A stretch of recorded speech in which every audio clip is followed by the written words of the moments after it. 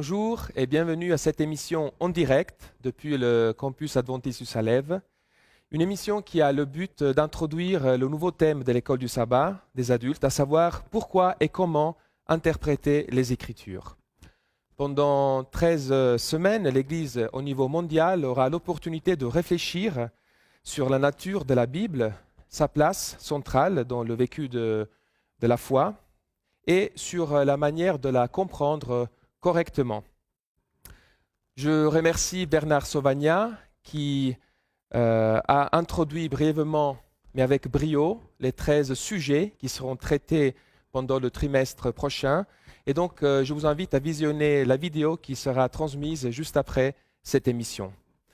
Pour ce qui nous concerne, aujourd'hui, nous allons voir ensemble le sujet de l'interprétation, donc le thème de l'interprétation, de manière un peu plus ample. Et pour ce faire, on va essayer d'aborder 4 questions qui seront donc développées de manière inégale. La première question, pourquoi interpréter la Bible? Deuxièmement, nous allons voir quels sont les outils à notre disposition pour comprendre ce que les auteurs bibliques ont voulu dire à leur lectorat historique. Troisièmement, comment prendre conscience de nos propres lunettes, c'est-à-dire de quelle manière il est important, voire nécessaire de comprendre que chaque lecteur de la Bible a déjà certains présupposés, ce qu'on appelle des lunettes, qui lui permettent ou qui le poussent à lire, à interpréter, à s'approprier du message biblique d'une manière unique. Et enfin, nous allons regarder un peu ce qui se passe notamment au sein de l'Église adventiste. Qu'est-ce que signifie croire au sein de l'Église adventiste? Nous commençons donc par la première question, pourquoi interpréter la Bible? Or, c'est une question qui pourrait paraître superficielle. C'est vrai que l'on entend parfois des gens qui pourraient dire « mais pourquoi interpréter la Bible? Il suffit de la lire telle qu'elle et de la comprendre de la manière la plus simple, la plus directe possible. » Or, en réalité, on se rend compte que les choses ne sont pas si simples parce que chaque être humain, chaque personne, dans sa relation avec le monde, avec ceux qui l'entourent, est toujours en train d'interpréter. Notre relation avec le monde, avec ce qui nous entoure, est une relation qui se base sur l'interprétation. Et l'interprétation se base justement sur tout ce qui nous habite. Nous sommes tous des personnes qui avons évolué dans une culture particulière, qui avons reçu une éducation particulière. Nous sommes tous habités par des présupposés, par des convictions, par des codes qu'on nous a appris. Et c'est au travers de ces lunettes donc que nous allons nous mettre en relation avec tout ce qui est autour de nous, des personnes, des idées, des concepts, des images, des écrits, et donc la Bible aussi. Pour mieux expliquer ce concept, je vais recourir à un exemple qui m'a été suggéré par une amie, Francesca Evangelisti. C'est donc une adventiste italienne diplômée en anthropologie qui a proposé ce petit exemple pour montrer comment effectivement nos présupposés nous poussent à retenir de ce que l'on observe des détails qui résonnent de manière plus conforme avec ce que nous savons déjà ou les valeurs qui nous habitent. Alors, imaginons que je dise à certains membres de ma famille que mon épouse est partie avec ses copines pour un week-end détente spa et que je m'occupe des enfants ce soir et en particulier, je vais leur préparer des spaghettis au ketchup. Donc ça, c'est le fait. De quelle manière les membres de ma famille pourraient réagir?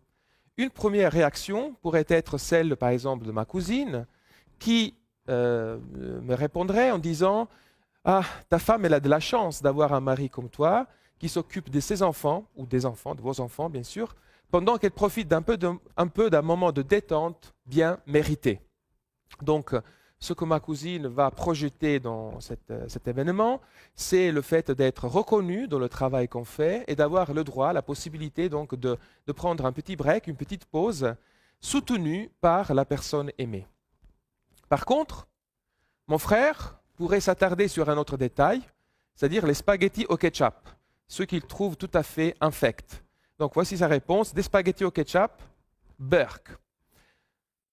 Troisième réaction, celle de ma grand-mère, qui donc a évolué dans un contexte différent, qui est imbibée de valeurs et d'une vision du monde qui est assez différente peut-être de la mienne, et qui va donc réagir par rapport ni aux spaghettis, ni à la belle opportunité que mon épouse a d'avoir un petit week-end pour elle, mais la réponse pourrait être, elle est partie comme cela, en te laissant seule t'occuper des enfants, elle n'a pas honte, ce n'est pas concevable dans sa manière de voir la réalité, de la structurer, de définir ce qui est bien, ce qui est mal, ce n'est pas concevable pour elle donc de laisser partir sa femme pour un week-end avec ses copines. Donc, pourquoi interpréter la Bible? Tout simplement parce qu'avec la Bible, les choses ne sont pas tellement différentes. À une pluralité de lecteurs correspondent des multiples compréhensions, interprétations, ressentis et applications. Donc, il n'est pas possible de ne pas interpréter. Par contre, il faut distinguer entre une bonne interprétation et une mauvaise interprétation. Et je dirais que, avant même de discuter de quels sont les outils qui doivent être mis en place pour ce qu'on pourrait appeler une bonne interprétation, le bon interprète est celui qui est tout à fait conscient de ses propres présupposés, du fait qu'il n'est pas une page blanche, il n'est pas une personne capable de se mettre de manière absolument objective en relation avec le texte, mais qu'il y a un degré de subjectivité qu'il faut donc assumer, qu'il faut peut-être pour certains découvrir. Un bon interprète est celui qui se sait habité par des présupposés, par des convictions qui vont donc affecter sa lecture de la Bible.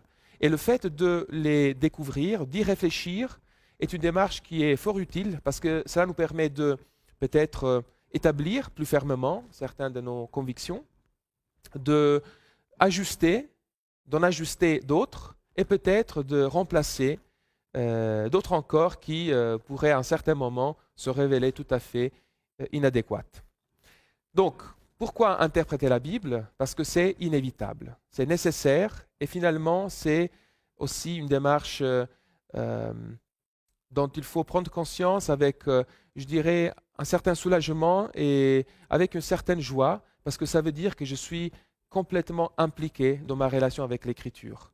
On n'est pas deux objets séparés qui sont en train de s'analyser mutuellement, ou encore pire, moi qui analyse la Bible comme si c'était un objet complètement détaché de moi, mais je participe et je rentre en dialogue avec les Écritures pour pouvoir interagir avec elles, avec tout mon être. Donc bien entendu aussi ce qui m'habite et qui n'est pas évident à ceux qui ne me connaissent pas. Deuxième question, quels sont les outils qui pourraient nous aider à comprendre ce que les auteurs bibliques ont voulu dire à leur lectorat historique? C'est-à-dire encore, avant de pouvoir poser la question, qu'est-ce que ce texte signifie pour moi? Qu'est-ce que la Bible signifie pour moi, pour mon vécu de foi, pour ma compréhension de Dieu, du monde, de moi-même? Avant de poser cette question-là, il y a une autre question qui s'impose, c'est-à-dire qu'est-ce que l'auteur biblique, dont je suis en train de lire, d'étudier les pages, voulait dire aux personnes pour lesquelles il a écrit. La Bible n'a pas été écrite pour des personnes du XXIe siècle, pour des hommes et des femmes qui habitent notre société. Notre société, nos valeurs, notre vision du monde, en fait, tout nous sépare de ce qui est du texte biblique, de ce qui est donc raconté dans la Bible. Pourquoi? Parce que les personnes qui ont écrites les Écritures sur un laps de temps assez important, c'est des personnes qui vivaient dans des contextes différents, avec des convictions différentes, dans des sociétés régies par des règles différentes. Leur connaissance scientifique n'était pas la nôtre, leur connaissance des processus qui se mettent en place au niveau de notre inconscient ne sont pas donc les mêmes. En fait, ils n'avaient aucune idée de cela. Et en plus aussi, ce qui était considéré bien ou mal de leur société peut s'écarter de manière assez importante de la nôtre. Donc, la première étape est celle de se poser la question, qu'est-ce qu'un auteur comme Ésaïe, Jérémie, Paul, Matthieu, Jean a voulu dire aux personnes qu'il côtoyait et pour lesquelles il a écrit son texte biblique. Donc, pour ce faire, il est important tout d'abord d'avoir un esprit d'humilité face au texte biblique. Je ne veux pas imposer quoi que ce soit, je vais essayer d'être à l'écoute. C'est un esprit d'humilité qui est accompagné aussi d'un esprit de gratitude. Mes grands-parents, par exemple, en Italie, n'étaient pas capables de lire et d'écrire. Donc, ce n'était pas donné à tout le monde d'avoir accès à un outil comme la Bible, écrit, de pouvoir donc avoir accès personnellement, de manière directe, au texte. Même dans l'Antiquité, la Bible était lue dans les synagogues, dans les églises, et la plupart des gens n'avaient jamais accès de leur vie à une page écrite de la Bible. Ce n'était pas faisable, ce n'était pas possible. Aujourd'hui, nous avons cette grande possibilité, cette grande chance, donc c'est aussi avec un esprit de gratitude que nous pouvons nous approcher du texte biblique. Et ce sera aussi avec un esprit de prière, parce que c'est un texte important, unique, fondateur, qui nous permet de nous mettre en relation avec une parole, avec un grand P, qui nous est adressée, qui nous fait grandir, qui a accompagné des hommes et des femmes depuis des millénaires. Et donc, on espère de pouvoir être inspiré pour une lecture qui soit la plus juste possible pour nous aujourd'hui. Alors, ayant cet esprit de prière, de gratitude et d'humilité, maintenant, on s'approche du texte biblique. Et bien sûr, de quelle manière on va s'approcher? L'idéal serait de pouvoir le faire en ayant sous les yeux les textes originaux. Mais puisque l'hébreu et le grec ne sont pas, bien sûr, accessibles par tous, il serait déjà bien de pouvoir être conscient du fait qu'il existe plusieurs traductions de la Bible, plusieurs versions de la Bible en français, pour ceux qui sont donc francophones, et qu'il est important quand même de pouvoir essayer de comprendre le pourquoi de certaines variabilités, variations d'une traduction à l'autre. Je vais prendre un exemple. Je vous invite à lire avec moi Jean 5, donc un texte dirait de l'évangile de Jean, chapitre 5, verset 18. La traduction est déjà un acte d'interprétation. Et parfois, les interprètes, les traducteurs plutôt, sans le vouloir, eux qui sont déjà habités par des présupposés, des convictions théologiques, vont projeter, injecter dans leur traduction déjà une interprétation. Parfois, c'est presque inévitable, donc d'où la nécessité de pouvoir confronter différentes traductions bibliques en essayant de comprendre si effectivement la traduction rend justice au texte ou parfois elle trahit la perspective du traducteur lui-même. Alors, dans Jean 5, 18, si nous lisons la version NBS, la Nouvelle Bible Second, le texte nous dit, c'est donc une discussion entre les Juifs, et l'Évangile de Jean nous dit, donc les autorités juives et Jésus. Et le narrateur pose un commentaire, c'est pourquoi les Juifs cherchaient d'autant plus à le tuer, non seulement parce qu'il annulait le sabbat, etc., etc. Ce qui retient notre attention, c'est que selon cette traduction, Jésus annulait le sabbat. Or, cela paraît assez incroyable d'un point de vue historique. Jésus juif qui semble être bien sûr en rupture avec une certaine manière de voir des autorités juives, peut-être aussi des pharisiens, sûrement, mais c'est un juif de son époque qui n'a pas la prétention d'annuler la loi, mais la limite de l'accomplir. Donc, cette traduction « annuler le sabbat » semble être un peu fort par rapport au contexte historique et aussi littéraire. D'autres traductions semblent rendre le texte de manière plus conforme aux intentions de l'auteur. Par exemple, je lis dans la Louis II, « À cause de cela, les Juifs cherchaient encore plus à le faire mourir, non seulement parce qu'il violait le sabbat. » Alors là, on est peut-être plus proche de l'intention de l'auteur, c'est-à-dire que du point de vue des autorités juives, Jésus violait le sabbat parce qu'il ne le respectait pas selon les normes qui s'étaient données, mais il n'est plus question de annuler le sabbat, mais simplement de le vivre autrement, d'une manière qui paraît être une violence vis-à-vis donc des convictions des autorités juives, mais sûrement il n'est pas question de l'annuler. La Tobe va tout à fait dans le même sens. Dès lors, les autorités juives n'ont cherché que davantage à le faire périr, car non seulement il violait le sabbat. Un autre exemple qui nous aide à faire comprendre que les traductions sont parfois difficiles, mais qu'elles portent en elles un enjeu théologique important. Donc un autre exemple se trouve dans l'épître de Paul à Tite. Dans l'épître à Tite, où au chapitre 2, verset 13, vous avez donc deux versions de rendre ce verset. Une première version qui se trouve donc dans la Louis II, où l'auteur attend la manifestation de la gloire du grand Dieu et de notre Sauveur Jésus-Christ. Selon cette traduction, il y a deux personnages dont on attend la manifestation, le grand Dieu et le Sauveur Jésus-Christ. Il s'agit ici de deux personnages distinctes.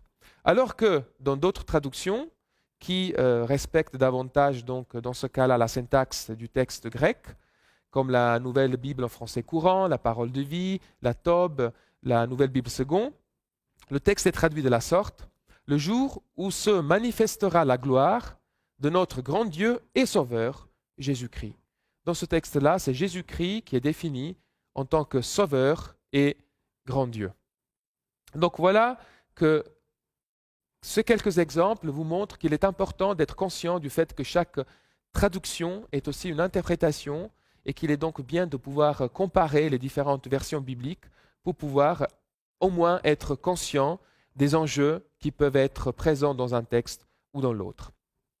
Un autre élément important qui concerne les versions bibliques en français est celle qui relève de la critique textuelle. La critique textuelle, c'est la science qui se propose comme but de pouvoir confronter, comparer les différents manuscrits qui existent pour l'Ancien et pour le Nouveau Testament, pour pouvoir étudier quels sont les processus de transmission au travers les siècles. Nous savons qu'il n'y a aucun manuscrit autographe des auteurs bibliques. Nous n'avons pas, par exemple, les lettres que Paul écrit lui-même aux églises. Nous avons les copies, des copies, des copies, des copies. Donc, comment ces copies ont été mises en place? Est-ce qu'il y a eu dans ce processus de transmission des erreurs qui auraient pu se glisser dans le texte ou des modifications plus ou moins volontaires que les scribes auraient pu apporter au texte? Donc la critique textuelle étudie les différents manuscrits, essaie de les classer selon donc la datation, selon le type de texte dont ils sont porteurs, et essaie donc d'établir le texte le plus proche de l'original. C'est un travail qui est d'une grande envergure et qui a connu des avancées phénoménales, surtout, je dirais, les dernières 50 années. Ce qui nous amène donc aux versions bibliques, et ce qui nous amène aussi à relever que d'une version à l'autre de la Bible, parfois, on pourrait être surpris de trouver qu'il y a des textes qui ne sont pas simplement différents au niveau de la traduction, mais qui sont peut-être absents ou amplifiés dans certaines versions bibliques. Je vous invite par exemple à regarder dans la première épître de Jean, le chapitre 5, les versets 7 à 8. Typiquement, les Bibles qui sont assez modernes, donc qui tiennent compte des dernières avancées de la critique textuelle, lisent toute la partie donc, que vous avez ici sur l'écran, sauf la partie surlignée en jaune. Donc, normalement, on a dans nos Bibles, car il y en a 3 qui rendent témoignage, l'esprit, l'eau et le sang. Et les 3 sont d'accord. Par contre, dans la version dite à la colombe, vous avez ce qui est ici surligné en jaune, un morceau de texte qui se trouve dans certains manuscrits, en fait dans la plupart des manuscrits, mais qui est absent des manuscrits les plus anciens. Donc ça veut dire qu'il s'agit probablement d'un ajout plus tardif, un ajout qui reste orthodoxe dans son contenu, mais qui relève plutôt d'une intention pieuse d'un scribe plus tardif qui, recopiant la lettre, a voulu ajouter, probablement pour soutenir ce qui était déjà cru par l'Église, mais pour que l'on puisse avoir ici donc peut-être un témoin plus probant, donc pour soutenir la Trinité, l'idée de la Trinité. Et au fait, donc dans des versions comme à la colombe, on lit ce texte de la sorte, car il y en a 3 qui rendent témoignage dans le ciel, le Père, la Parole et l'Esprit Saint, et ces 3 sont un. Et il y en a 3 qui rendent témoignage sur la terre, l'Esprit, l'eau et le sang, et les 3 sont d'accord. Donc il est important pour nous de comprendre que la partie en jaune n'est pas dans les plus anciens manuscrits, donc ne relève pas de la plume de l'auteur de la première épître des Jean, et c'est un texte qui ne peut pas être utilisé pour établir donc quelconque doctrine. Acte 8, 37, c'est un autre exemple intéressant. En fait, vous remarquerez peut-être que dans votre Bible, ce verset n'existe pas. Dans la plupart des Bibles contemporaines que vous achetez aujourd'hui, il y a Acte 8, 36, et puis tout de suite après, Acte 8, 38. Le verset 37 n'apparaît pas. Dans certaines versions, il apparaît en note en bas de page. À la colombe, il apparaît dans le texte, mais entre crochets. Là aussi, il s'agit d'un texte qui n'est pas donc présent dans les plus anciens manuscrits, dans les plus importants. Et donc, c'est un texte qu'il faudrait ne pas avoir dans les éditions de la Bible. Ce texte dit, Philippe dit, si tu crois de tout ton cœur que cela est possible, donc d'être baptisé, L'eunuque répondit, « Je crois que Jésus-Christ est le Fils de Dieu. » C'est une confession de foi très ancienne qui remonte sans doute à l'Église primitive, mais qui a été probablement rajoutée ici, peut-être puisque le texte était lu dans un contexte liturgique et qu'il était peut-être utilisé dans des cérémonies baptismales. Donc c'est un texte qui s'adapte très bien, qui a une fonction très précise dans un contexte liturgique, c'est-à-dire de pouvoir accompagner le catéchumène qui donc confesse, comme l'eunuque, qu'il croit que Jésus est le Fils de Dieu, après quoi donc il y a le récit du baptême et donc dans l'Église l'acte même du baptême. Donc tout cela pour vous dire qu'il est important, même si on n'a pas accès au grec et à l'hébreu, de pouvoir comparer les différentes versions bibliques. Deuxièmement, ce qui est important en lisant la Bible, c'est d'être conscient, d'être sensible au genre littéraire. Dans la Bible, il y a plein de genres littéraires, il y a des paraboles, il y a des discours prophétiques, il y a des diatribes, il y a des récits. On ne peut pas lire une parabole comme on lit un discours apocalyptique. Comme aujourd'hui, on ne lit pas une lettre d'amour comme on lirait une recette ou un article de journal. Donc chaque genre littéraire a ses règles. On ne peut pas utiliser par exemple les métaphores qu'on lirait dans une lettre d'amour, les lire à la lettre, leur donner une interprétation littérale, comme si j'étais en train de lire une thèse en biologie où on décrit un phénomène naturel. Donc il est clair qu'il y a certains genres littéraires où on utilise des métaphores, et d'autres par contre où il faut prendre les choses au pied de la lettre. Donc il sera important d'être sensible au genre littéraire pour pouvoir donc respecter l'intention de celui qui a écrit le texte que nous sommes en train de lire. À ce propos, quand on parle des genres littéraires, on ne pense pas simplement aux genres littéraires qui existent et qui sont déjà codifiés, par exemple les lettres ou les discours de diatribe, ou encore les paraboles, mais on pense aussi à des genres littéraires qui sont un peu créés par les auteurs bibliques par ce qu'on appelle un phénomène de intertextualité.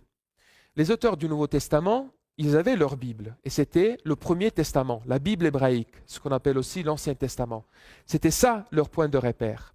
Et quand ils racontent l'histoire de Jésus, par exemple, ou l'histoire des premiers apôtres, ou de l'interaction entre Jésus et les premiers disciples, nous pouvons être sûrs que l'Ancien Testament, la Bible hébraïque, leur Bible, fournissait des modèles sur lesquels leur histoire pouvait maintenant être racontée à nouveau. Cela permettait à la fois de montrer qu'il y avait continuité, qu'il y avait accomplissement, mais aussi que la Bible, qui était la leur, donnait une clé de lecture pour comprendre ce qui s'est passé donc, dans la vie de Jésus et de ses disciples. Prenons par exemple l'appel des disciples dans l'évangile de Marc. Dans l'évangile de Marc, l'auteur nous raconte que Jésus se promène, il rencontre des personnes. Donc nous avons le texte ici sous les yeux. C'est un texte que j'ai un peu raccourci. Jésus vint en Galilée. En passant au bord de la mer de Galilée, il vit Simon et André, frères de Simon, qui jetaient leurs filets dans la mer, car ils étaient pêcheurs. Et un peu plus tard, il vit aussi Jacques, fils de Zébédée, et Jean, son frère, qui étaient aussi dans leur bateau à réparer les filets. Jésus leur dit, « Venez à ma suite, et je vous ferai devenir pêcheurs d'humains, au premier. » Et puis au fils de Zébédée, il dit, aussitôt les appela, donc avec le même discours. Quelle est la réponse de ces pêcheurs? Aussitôt ils laissèrent leur filet, ils laissèrent leur père Zébédée dans le bateau avec les employés. Et pour les deux groupes, il y a donc la même issue, ils le suivirent, ils s'en allèrent à sa suite. Ce texte, il est très concis, trop bref, je dirais même, au point que ça fait surgir toute une série de questions. Comment ça se fait que ces gens, très engagés dans leur vie professionnelle, quittent leur famille pour aller suivre un Jésus qu'ils connaissent pas? Est-ce qu'ils avaient déjà entendu parler de lui? Est-ce que Jésus dégage une telle force par sa personnalité de pouvoir les convaincre sans argumentation? Donc il y a plein de questions qui sont posées par un lecteur du texte, mais auquel le texte ne donne aucune réponse. En fait, ce n'est pas du tout la fonction du texte. C'est-à-dire, ce qui est important ici est de comprendre que Marc n'écrit pas pour nous dire ou pour nous faire poser la question, est-ce qu'ils connaissent Jésus? Est-ce qu'ils ne le connaissaient pas? Est-ce qu'ils avaient déjà entendu parler de lui? Combien de temps leur a pris pour réaliser qu'ils étaient faits pour le suivre? Est-ce qu'ils ont succombé au charme de ce prédicateur itinérant? Ce n'est pas du tout le type de question auquel l'auteur veut que le lecteur se confronte. En fait, ce texte-là a été conçu à partir d'un autre texte de l'Ancien Testament, et donc, en particulier, un texte qui se trouve dans la Bible, qui était donc la Bible de Marc, où il y a aussi un autre maître qui appelle un disciple à sa suite. Ce texte, on le retrouve dans 1 Roi, chapitre 19, les versets 19 à 21. Et c'est donc l'appel qu'Élisée reçoit d'Élie. Élie est au mouvement, tout comme Jésus l'a été. Élie a trouvé un homme, Élisée, qui était en train de labourer. Aussi bien Jésus que Élie appellent à le suivre et à les suivre donc, et à pouvoir après exercer un ministère tout particulier, des personnes qui sont déjà engagées, des personnes qui sont sérieuses dans leur travail, qui ont déjà une place dans la société. Ce n'est pas des fainéants, ce n'est pas des personnes qui ne savent pas trop quoi faire de leur vie et qui gaspillent leur temps. On peut ne pas savoir faire de sa vie, mais on peut tout à fait être engagé dans plein d'activités. On peut essayer de rendre fructueuse sa main et son intelligence. C'est le cas ici. Donc les disciples qui sont appelés et qui vont donner suite à la mission du Maître sont des personnes engagées. Ensuite, la réponse, ou plutôt ce qui se passe, c'est qu'Élie, comme Jésus, appelle à la suivance. Élie le fait par un geste. Il jeta le manteau sur Élisée, ça veut dire « suis-moi, je t'ai élu, je t'ai choisi ». Jésus le fait par la parole « venez à moi suite et je vous ferai devenir pécheurs d'humains ». La réponse, c'est la rupture avec le passé. Élisée abandonna ses bœufs, les premiers disciples de Jésus abandonnent leur filet. Et enfin, les disciples se mettent à la suite de Jésus et Élisée se met à la suite d'Élie. Or, ce rapprochement a une portée théologique majeure. C'est comme si Marc avait utilisé un genre littéraire, le genre littéraire de l'appel des disciples, donc l'appel d'Élisée de la part d'Élie, pour réécrire l'histoire de la rencontre entre Jésus et les premiers disciples. Pourquoi il fait cela? La raison n'est pas compliquée à comprendre. Marc nous dit de regarder l'histoire d'Élie et d'Élisée pour l'utiliser comme clé d'interprétation pour la rencontre entre Jésus et ses disciples. Qu'est-ce qui se passe entre Élie et Élisée? Élie sera arraché à Élisée d'une manière surnaturelle. Élie va monter au ciel et il va laisser à Élisée un héritage important. Il devra poursuivre sa mission, même faire plus de ce que Élie a fait. Eh bien, Marc, en racontant l'histoire, en faisant un petit clin d'œil à l'histoire d'Élie et Élisée, il est déjà en train d'annoncer que ce Jésus qui appelle les disciples, tout comme Élie, sera arraché à ses disciples d'une manière surnaturelle. Lui aussi, il va monter au ciel et lui aussi, il va léguer aux disciples une mission très importante, celle de pouvoir prêcher l'Évangile au monde entier. Donc, on comprend bien que le texte est conçu pour répondre à des questions précises, pas forcément celles que le lecteur se pose, mais celles auxquelles l'auteur a pensé et a voulu donc véhiculer, a voulu présenter à son lectorat. Un lectorat donc qui doit être conscient de ce jeu qui se fait entre les deux textes, ce jeu d'intertextualité, et donc reconnaître dans ce cas-là ce genre littéraire qui est donc celui de l'appel des disciples. Un autre élément peut-être qui est important pour ce qui concerne la sensibilité au genre littéraire, c'est qu'il faut tenir compte du fait qu'effectivement dans la Bible, on trouve plusieurs genres littéraires, mais le genre littéraire le plus répandu est sans doute le récit. On a le récit des patriarches, on a le récit de Moïse, Joseph, bien sûr, un des patriarches. On a les livres des rois, des chroniques, qui nous parlent donc des rois d'Israël, de Juda. Esther, Ruth, Jonas. Ce sont des récits, même s'ils peuvent avoir des nuances par rapport au genre littéraire précis qui est utilisé dans chaque cas. Mais il s'agit donc de narration. Et dans le Nouveau Testament, on a 4 évangiles et les actes des apôtres qui composent quand même une partie très importante du Nouveau Testament. Cela veut dire qu'il faut que l'on soit sensible au fait que la théologie ne peut pas faire fi des récits, de la narration. Quand on veut savoir ce qu'il faut croire et comment il faut croire, souvent on est très attiré par des textes qui sont de type législatif, les commandements, les normes, les lois. C'est bien, mais il est tout aussi bien de pouvoir donner plus de place à ce qu'on appelle la théologie narrative. C'est-à-dire comprendre Dieu au travers des histoires, comprendre les mécanismes qui lient Dieu et son peuple au travers des récits qui mettent en scène Dieu, un Dieu qui est rempli de compassion, des hommes et des femmes qui sont sur un cheminement de révélation, de remise en question, qui se trompent et qui se relèvent, qui évoluent de leur mentalité, de leur compréhension des choses. Donc il est tout aussi important de se dire que les commandements, les textes législatifs, on pourrait dire, les textes normatifs sont importants, mais les narrations sont tout aussi importantes. Les récits sont aussi des textes qui ont une grande profondeur théologique. Il faut aussi s'habituer à regarder qu'est-ce qu'un récit, qu'est-ce qu'une histoire me dit par rapport à Dieu, par rapport à moi-même, par rapport à ce vers quoi l'Écriture me pousse à adhérer. Quelles sont les valeurs qui sont posées et les valeurs auxquelles donc, je suis appelé à adhérer. Troisième élément, après le fait d'avoir lu donc le texte dans plusieurs versions, d'avoir été sensible au texte, au genre littéraire. Un troisième point, c'est celui de pouvoir honorer le texte et l'auteur de ce texte, parce que le texte est composé avec soin. Vous savez, dans l'Antiquité, on estime qu'il y avait entre 3 et 10% de la population qui était capable de lire et écrire. Et de ce 10%, peut-être, il y avait 3-4% qui étaient vraiment capables de pouvoir écrire d'une manière assez complexe, c'est-à-dire les livres que nous avons de la Bible, aussi bien de l'Ancien que de l'Nouveau Testament, c'est un produit d'élite.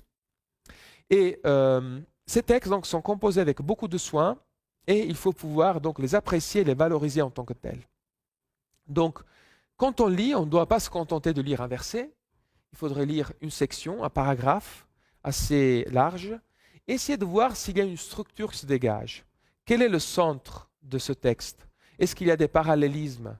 Est-ce qu'il y a un centre ou un centre qui est bipolaire? Est-ce que le début rappelle la fin? Est-ce qu'il y a des mots-clés qui se trouvent dans le texte? Et ce sont ces mots-clés qui doivent donc me pousser à comprendre quelle est l'intention de l'auteur en laissant de côté d'autres aspects qui seraient secondaires. Quand on lit un texte biblique, il ne faut pas tout d'abord poser des questions qui sont tout à fait secondaires, qui ne sont pas développées dans la page que je suis en train de lire. Il faut tout d'abord que je pose la question, qu'est-ce que l'auteur veut dire? C'est vrai qu'il me fait penser aussi à des choses qui ne sont pas très claires. J'ai le droit, bien sûr, et j'aurai l'opportunité peut-être d'approfondir ces questions-là, mais tout d'abord, sur quoi l'auteur met l'accent? Alors, je fais un exemple avec l'Épître aux Romains. Dans Romains 2.3, il y a donc une interpellation que Paul fait à son interlocuteur. « Comptes-tu donc, toi qui juges ceux qui pratiquent de telles choses, et qui les fais toi-même, échapper au jugement de Dieu ?» Il s'adresse donc, dans ce cas précis, à des juifs qui méprisent les non-juifs parce qu'ils sont accusés de faire toutes sortes d'actes immoraux. Mais Paul dit, mais toi aussi, au fond, si tu es honnête avec toi-même, tu fais la même chose. Alors, est-ce que tu comptes vraiment échapper au jugement de Dieu? Or, cette expression compter, est une expression importante parce qu'en grec, c'est un verbe, logizomai, qui est un verbe de comptabilité. C'est vraiment l'acte de comptabiliser. Je compte, je calcule que moi, je vais échapper au jugement de Dieu. C'est dommage que certaines traductions ne gardent pas ici le mot compter, mais traduisent par penses-tu, estimes-tu. Il faut garder le mot compter, parce que le même mot en grec se retrouve à plusieurs reprises au chapitre 4, lorsque Paul va parler de la relation entre Dieu et Abraham. Et regardez combien de fois, je ne vais pas lire tout le texte, mais regardez combien de fois le mot compter se retrouve dans ce chapitre. Et ce qui est intéressant, c'est que dans ce chapitre, ce n'est pas l'homme qui compte, mais c'est Dieu qui compte. Donc ce que Paul est en train de faire, c'est de mettre en relation le calcul humain l'homme qui calcule, qui fait ses comptes pour pouvoir échapper au jugement de Dieu, et puis la comptabilité de Dieu, qui se base donc sur des paramètres complètement différents. Donc oui, Dieu compte, l'homme compte, mais il compte de manière différente. Et c'est ce que Paul essaye donc de nous dire par ces deux textes qui, lus en miroir, peuvent être compris d'une manière tout à fait donc cohérente et conforme avec l'intention de l'auteur. Donc encore une fois, il faut être sensible à ce que l'auteur a voulu dire, un lectorat qui est sensible à sa manière d'exprimer. Donc tout d'abord au lecteur qui se trouve à Rome au 1er siècle, et puis moi qui fais l'effort de pouvoir écrire cet épître comme si j'étais un lecteur du 1er siècle. Un autre élément qui est important pour cette lecture de la Bible, dans cette perspective de compréhension de ce que l'auteur a voulu dire à ses lecteurs historiques, c'est de lire le texte dans son contexte littéraire. Qu'est-ce que cela veut dire? Cela veut dire que je ne peux pas me contenter de lire un verset et de prétendre à saisir la pensée de l'auteur en me bornant à quelques lignes ou à quelques mots. L'auteur, lui, il est en train de déployer un projet littéraire. Un évangéliste écrit un évangile du premier au dernier mot. Paul écrit une lettre du premier au dernier mot. Un historien théologien, donc, par exemple celui qui écrit le livre des rois, il écrit donc du premier au dernier mot. Ça veut dire que, en réalité, pour comprendre un verset dans un livre, il faut que je connaisse tout le livre, que je puisse comprendre de quelle manière ce qui précède et ce qui suit éclaire le texte étudié et de quelle manière ce texte éclaire le reste. Il faut que je comprenne pourquoi l'auteur a écrit le texte que je lis à ce moment précis. Pourquoi il ne l'a pas écrit plus tôt ou plus tard? Donc, c'est un projet qui se déploie dans un ordre précis. Il faut donc que je sois conscient que le contexte littéraire me donne des clés d'interprétation, me font rentrer dans le projet littéraire de l'auteur, dans la mentalité de l'auteur, pour que je puisse donc, dans la mesure du possible, saisir, comprendre qu'est-ce qu'il a voulu dire. Quelques exemples à ce propos. Marc 22 à 25, c'est un texte qu'on prend, qu'on lit, qu'on médite, qu'on partage, mais auquel on donne une interprétation très existentielle, personnelle. Jésus leur dit, « Ayez la foi de Dieu, Amen, je vous le dis, celui qui dira à cette montagne, ôte-toi de là et jette-toi dans la mer, sans hésiter dans son cœur, mais en croyant que ce qu'il dit arrive, cela lui sera accordé. » Donc c'est un texte qui est utilisé souvent par des croyants pour s'encourager mutuellement et surtout pour se dire que finalement, si je désire vraiment quelque chose, eh bien si j'ai la foi, cette chose pourra s'accomplir. Si ma prière est fervente et elle est sans hésitation, eh bien ce que je demande me sera accordé. Est-ce que c'est une interprétation pertinente, légitime de ce texte? Avant de répondre à cette question, il faut que je me pose une autre question. Qu'est-ce que Marc a voulu dire dans ce texte? Dans quel chapitre de l'Évangile se trouve-t-il? Qu'est-ce qu'il y a juste avant et juste après? Alors, je vous laisse explorer cette question, mais je vais vous donner quand même quelques pistes de réflexion. Dans le chapitre 11 de Marc, il est question d'un conflit entre Jésus et les autorités du temple.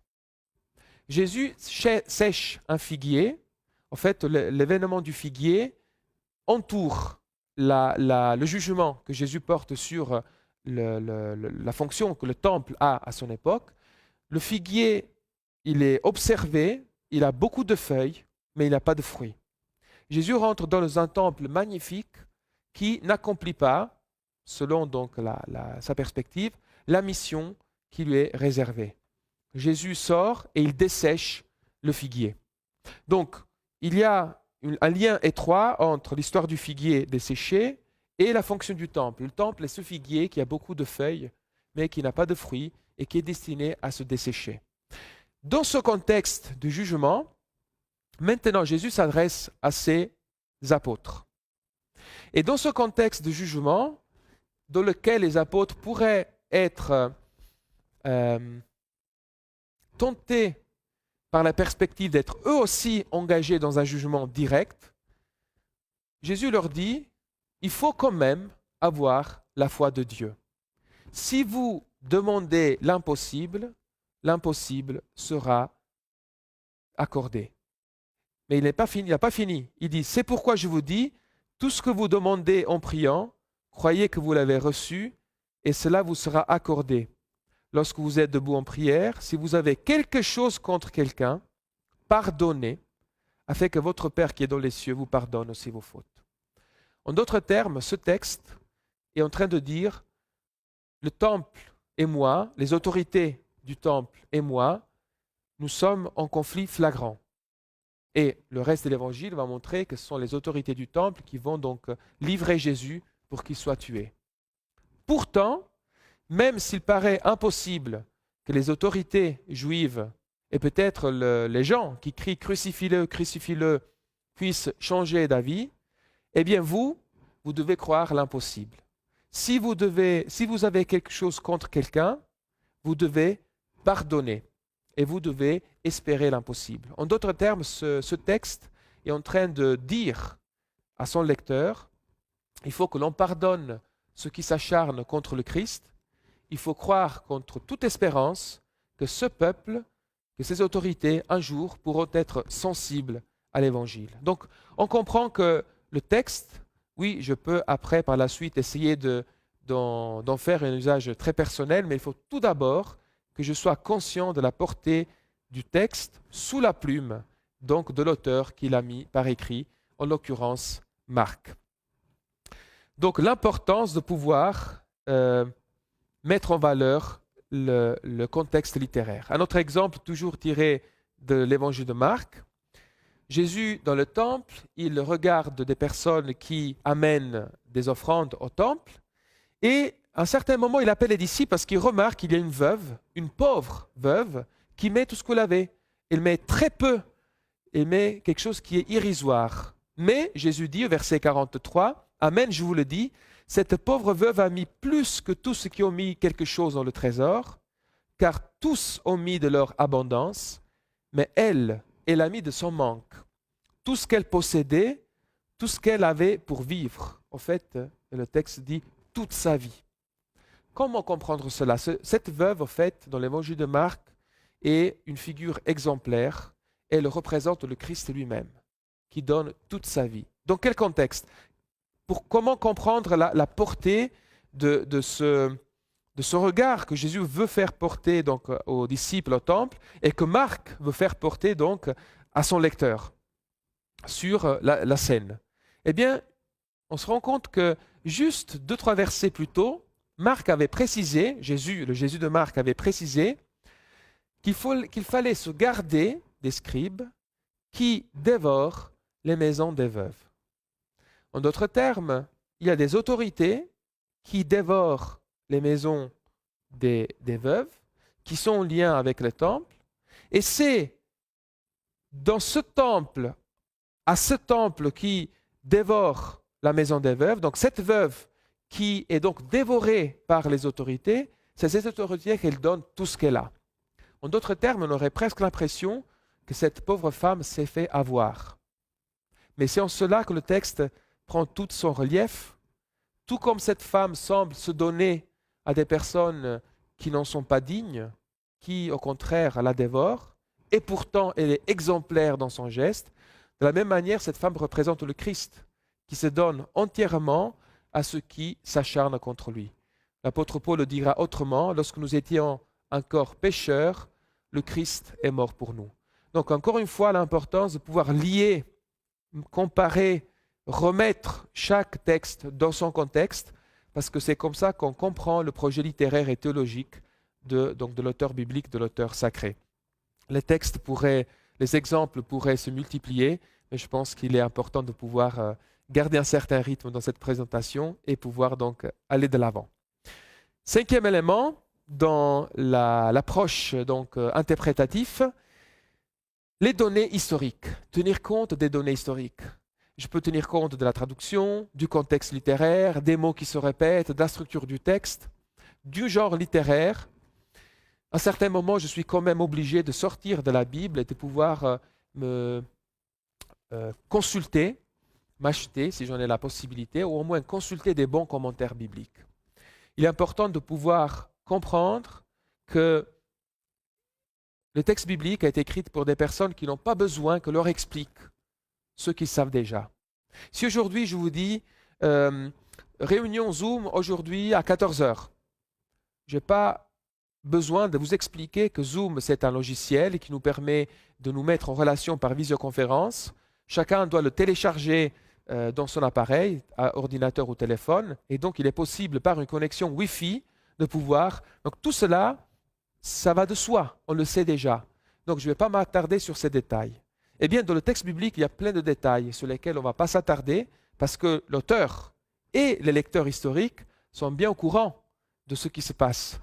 Mais moi, peut-être, je ne le suis plus au XXIe siècle parce que je suis tellement éloigné de cette réalité que j'aurais bien besoin, j'aurais bien envie, j'aurais bien je vois bien l'utilité de pouvoir expliquer ce qui n'est pas dit dans le texte et qui pourtant est sous-jacent au niveau de savoir partager. C'est ce qu'on appelle l'encyclopédie du lecteur historique. Le lecteur historique, il sait très bien à quoi l'auteur fait allusion. Parfois, moi, je ne sais pas. Alors, le fait d'aller dans les commentaires bibliques, c'est très utile parce que ça me dit, par exemple, qu'est-ce qui était cru à l'époque, quel était le contexte historique, social, quelles sont les valeurs qui régissent la société, quelles sont les relations entre hommes-femmes, entre père et enfant, entre roi et sujet. Donc tout cela va éclairer, va expliquer, va donner une profondeur, va donner des outils pour mieux comprendre le texte biblique. Si on se tourne par exemple dans 1 Corinthiens 15, 29, on se rend compte que parfois même en consultant des bons commentaires bibliques, les lecteurs modernes, contemporains, restent un peu frustrés. Qu'est-ce que Paul voulait dire quand il parle de ceux qui se font baptiser ou qui reçoivent le baptême pour les morts? Paul balance cela comme ça, il ne l'explique pas. Il sait que ses lecteurs sont tout à fait au courant de la pratique, de la signification qui est donnée à la pratique. Il va juste le mentionner en passant. C'est un argument de plus dans son argumentaire dans 1 Corinthiens 15 où il explique la résurrection finale. Mais il ne va pas trop expliquer. Moi, j'aimerais bien savoir de quoi il s'agit.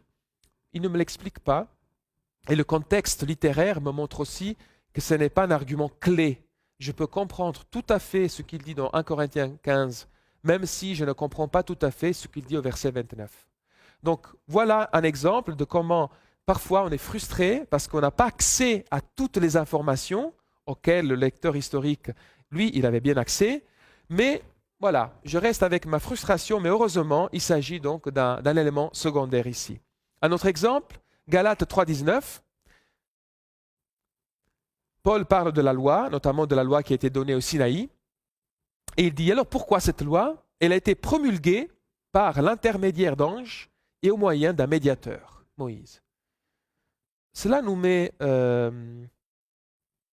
au courant d'une croyance, d'une tradition juive qui circulait donc au 1er siècle et dont Paul était tout à fait conscient, au courant. C'est-à-dire que Dieu n'a pas donné la loi directement à Moïse, mais Dieu l'a donnée aux anges et ce sont les anges qui l'ont donnée à Moïse. Or, clairement, il n'y a aucun texte de l'Ancien Testament qui atteste cela. Pourtant, c'était une croyance juive que Paul va mentionner. Donc, voilà que, encore une fois, l'étude du contexte historique des croyances de l'époque, qui ne se trouvent pas forcément expliquées dans le texte biblique, mais dans d'autres textes aussi anciens et auxquels les commentateurs bibliques ont eu accès, eh bien cela me permet d'expliquer des bizarreries, que je pourrais considérer des bizarreries dans le texte biblique, mais qui par contre font partie du contexte culturel de l'époque. Donc l'étude des données historiques, c'est très important parce que ça me fait lire le texte comme un auteur de l'époque aurait pu le lire et le comprendre, mais voilà, il y a encore des zones d'ombre auxquelles on n'a pas accès et il faut donc l'accepter et il faut continuer à étudier, à espérer que des nouvelles lumières seront données par les théologiens, les historiens qui donc continuent de se pencher sur ces questions. Un autre élément que j'aimerais donc vous présenter est la relation entre histoire et récit. Et ça, c'est un élément peut-être parmi, je dirais pas le plus important, ils sont tous importants, mais parmi les plus négligés et pourtant parmi les plus significatifs. Qu'est-ce que c'est la relation entre l'histoire et le récit? Par histoire, on définit l'événement historique tel qu'il s'est produit. Par récit, on définit la manière dont cet événement est raconté. Et or, il y a une relation entre histoire et récit, parce que quand on raconte un événement, je raconte ce qui s'est passé. En même temps, puisque c'est moi qui raconte ce qui s'est passé, ça veut dire que je choisis mes mots. Je choisis l'ordre des mots, l'ordre des événements si je raconte quelque chose qui est assez complexe. Je choisis de m'attarder sur certains détails ou d'en omettre d'autres. Je choisis aussi de donner peut-être une signification à ces événements et de pousser le lecteur à lire l'événement d'une certaine manière. Dans la Bible, nous n'avons pas de l'histoire, nous avons des récits. Dans la Bible, il n'y a pas l'histoire pure telle que c'est produite, nous avons que des récits, c'est-à-dire ce que les auteurs bibliques ont vu, ont contemplé, ont hérité, et la manière dont ils ont décidé de pouvoir l'écrire. Donc il sera important pour nous de pouvoir être conscients que chaque écrivain biblique est un théologien à part entière. Chaque écrivain biblique, en racontant une histoire particulière, veut véhiculer un sens. L'écrivain biblique ne veut pas renseigner sur le détail historique, il veut enseigner, il veut véhiculer une signification. Et si on comprend donc cela, on comprend que chaque écrivain biblique, il est fidèle au patrimoine qu'il a reçu, à l'histoire qu'il essaie de véhiculer, donc il y a un lien de fidélité, mais il y a aussi un lien de créativité, de subjectivité. C'est-à-dire, quand Marc et Matthieu racontent la même histoire qui concerne Jésus, ils la racontent à leur manière. Et la différence entre les deux récits, ce n'est pas parce que deux personnes ont, comme ça, de manière presque casuelle, de manière donc sans le faire exprès, je dirais, relever un détail plutôt qu'un autre. En fait, chaque évangéliste raconte l'histoire parce que il a vu certaines choses, il a compris certaines choses, il écrit pour un lectorat spécifique et il veut que cette histoire soit significative pour le lectorat en vue, le lectorat donc historique de l'évangile en question. Si vous prenez par exemple la manière dont Luc et Marc racontent de manière respective la rencontre entre Jésus et la femme syrophénicienne. Donc c'est dans Marc chapitre 7 et dans Matthieu chapitre 15. Matthieu, lui, il paraît, a en tête un public juif, très calé sur les Écritures, qui est très sensible aux normes de la société juive. Dans l'évangile de Matthieu, cette femme parle à Jésus, mais Jésus ne parle pas à cette femme. En tout cas, au début, Jésus l'ignore et il parle à ses interlocuteurs mâles, hommes, c'est-à-dire les apôtres.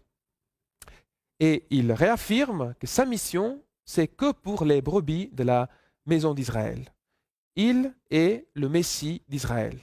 Cela est tout à fait conforme avec les attentes d'un lectorat qui verrait très mal comme un maître juif respectable parle avec une femme étrangère dont la fille est démoniaque de surcroît, donc impure, et comment le Messie aurait pu effectivement s'ouvrir de manière si spontanée à d'autres personnes, donc à d'autres peuples.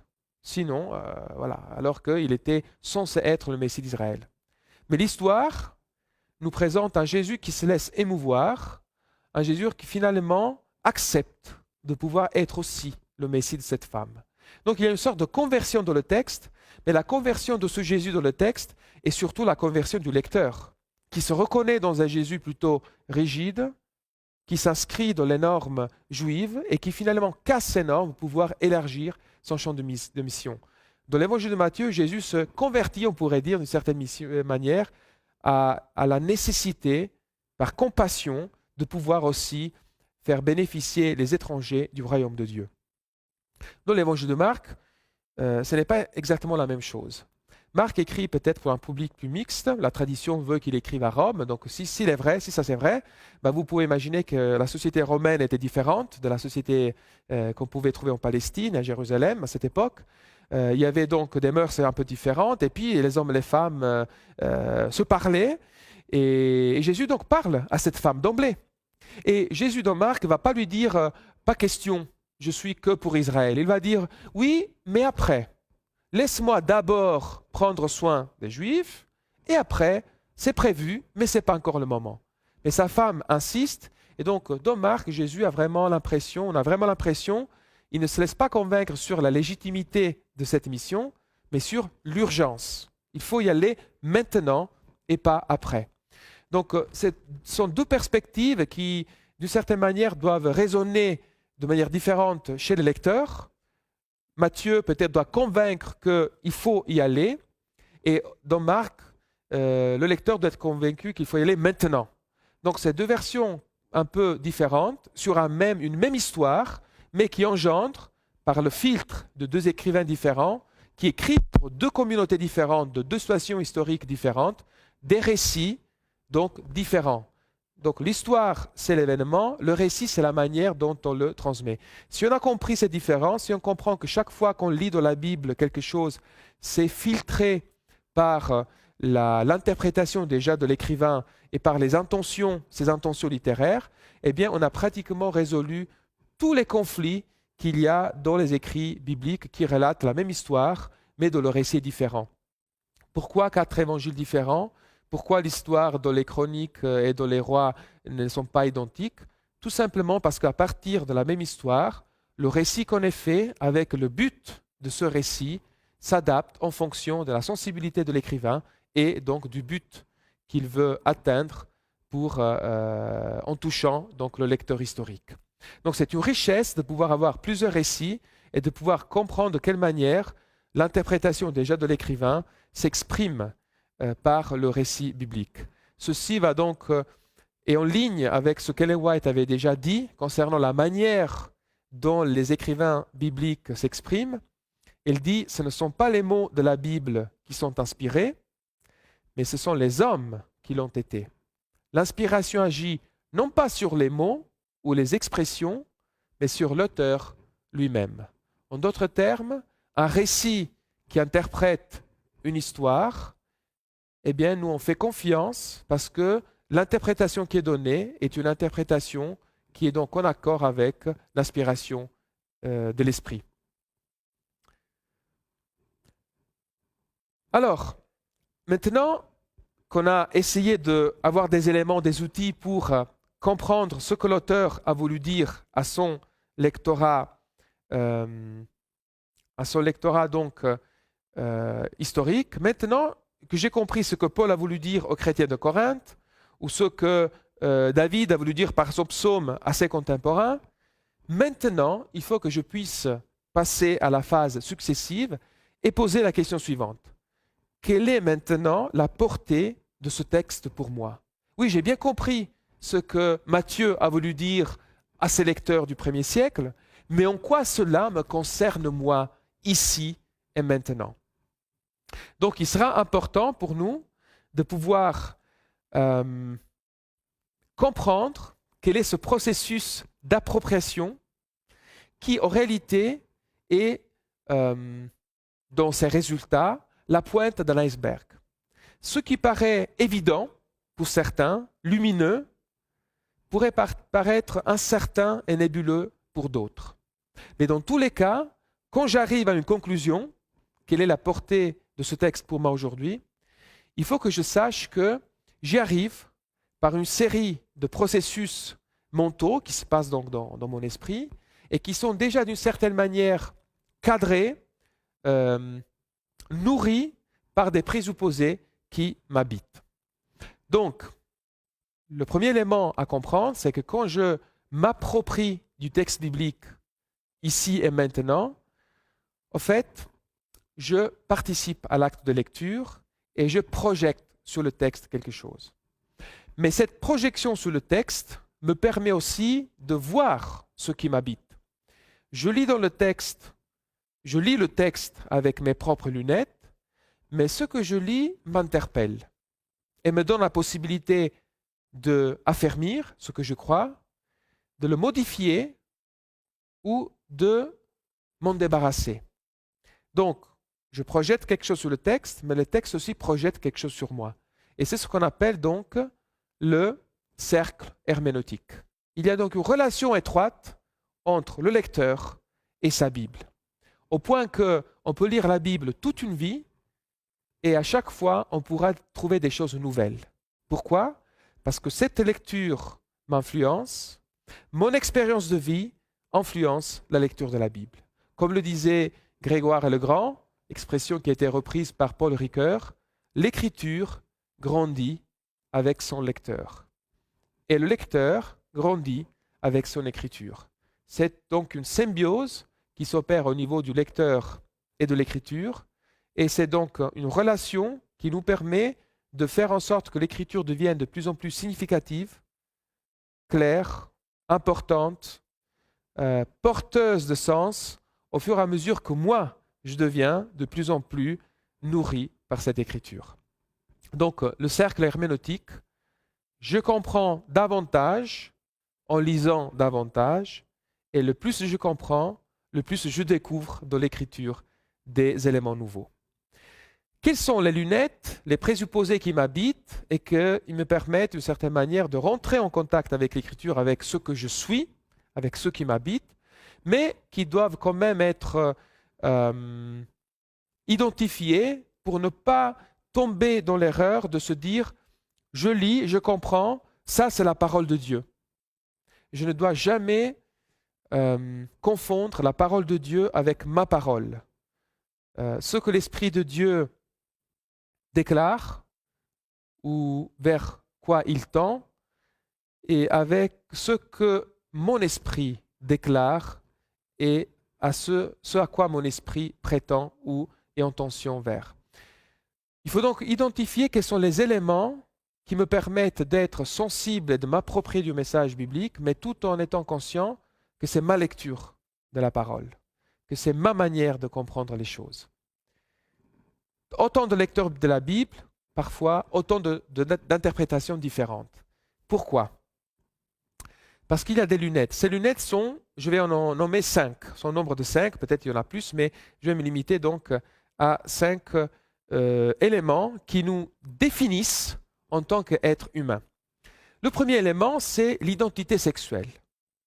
Les hommes et les femmes ne lisent pas la Bible exactement de la même manière. On n'est pas sensible aux mêmes thèmes. On n'est pas sensible aux mêmes personnages. On n'a pas les mêmes besoins.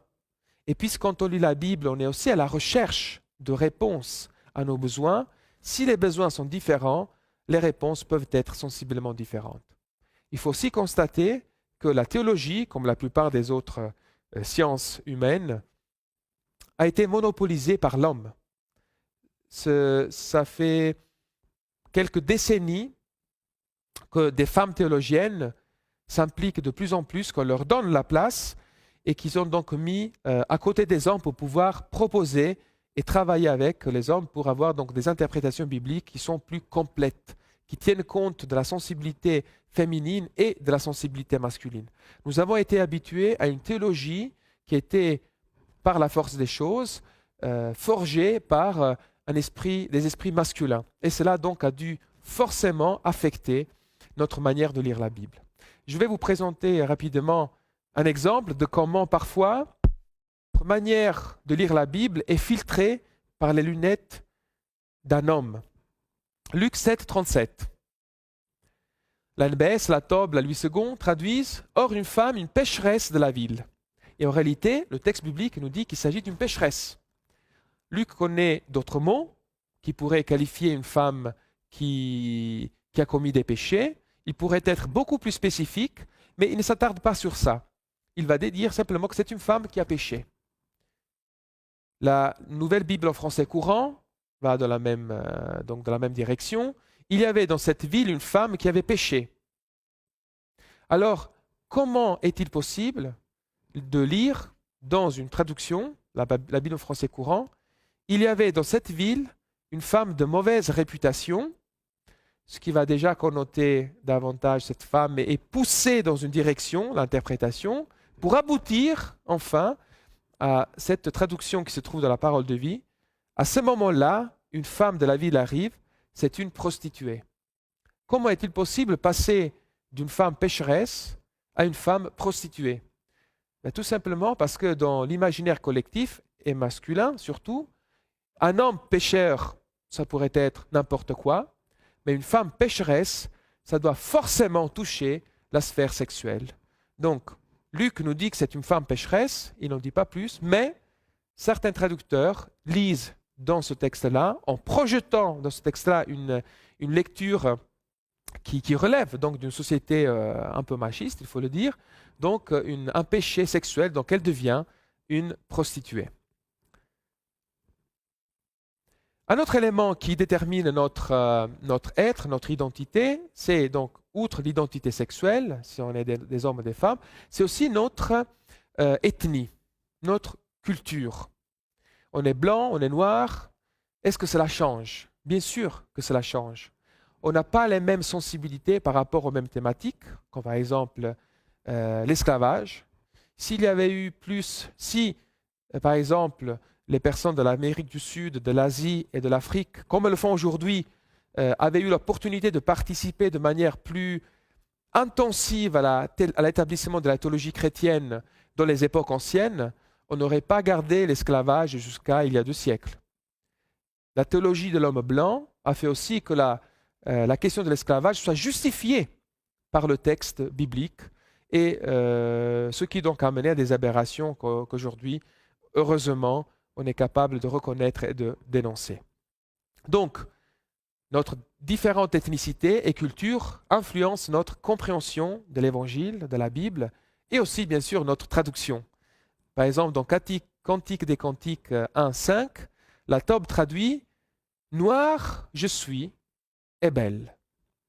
Ensuite, vous avez la nouvelle Bible en français courant, « Je suis noir, et belle aussi ». Donc, noir et belle sont mis en lien étroit. On est noir et on est belle. La NBS, par contre, traduit « Je suis noir, mais je suis jolie », comme si le fait d'être noir était en contraposition avec le fait d'être joli. La Louis II, « Je suis noir, mais je suis belle ». En d'autres termes, « Je suis belle, même si je suis noire ».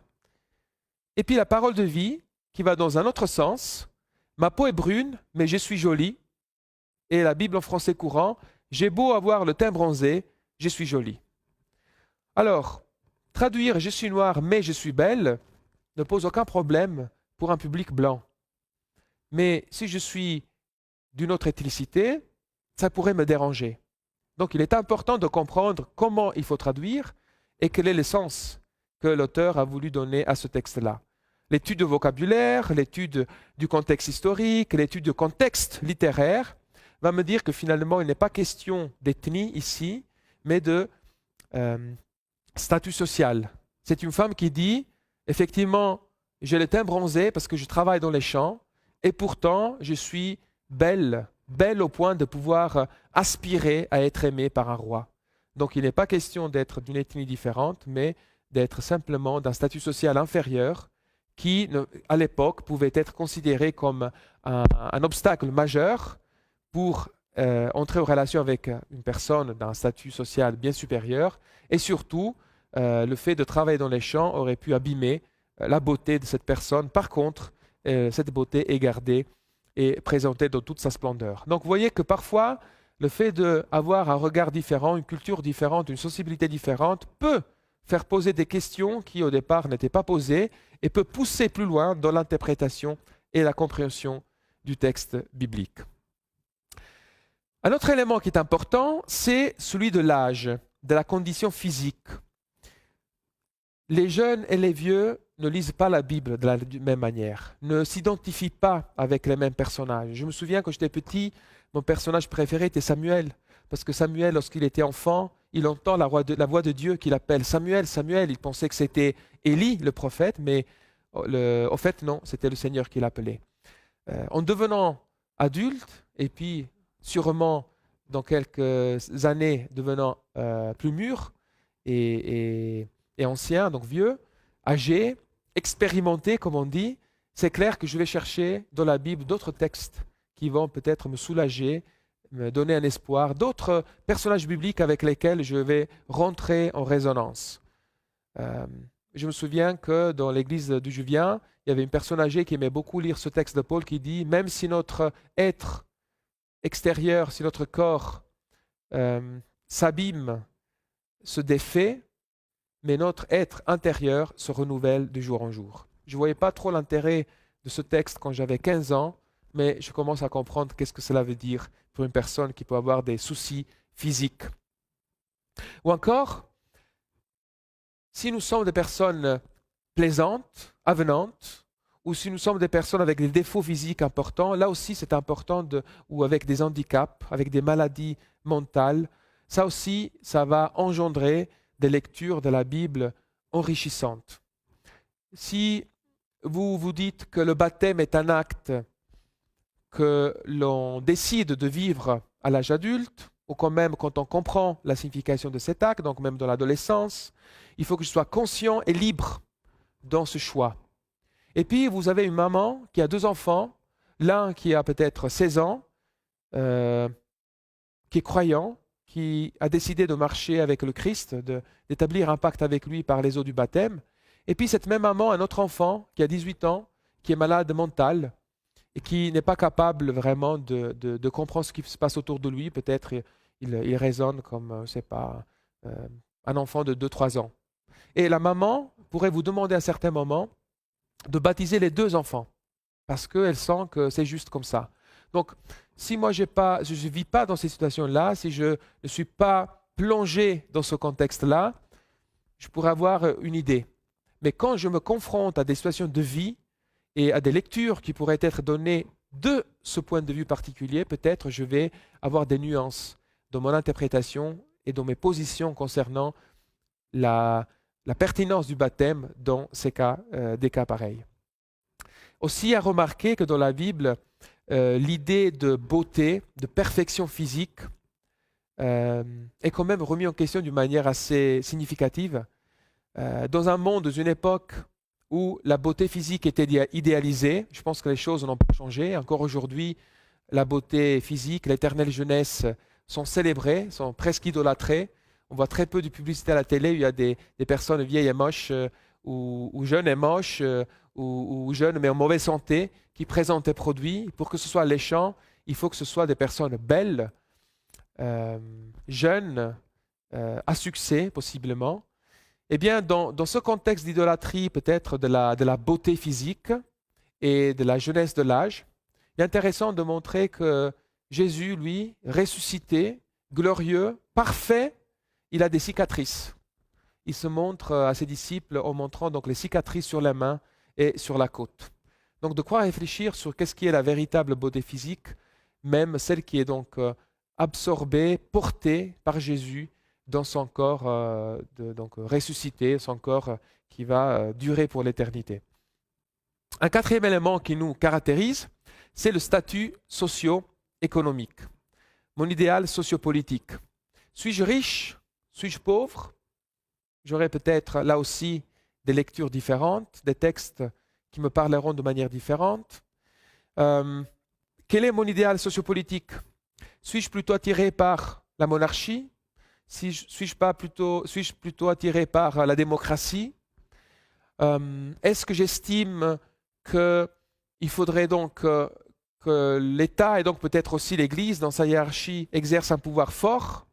Ou est-ce que je suis plutôt de l'idée que c'est la non-violence qui est la réponse au problème?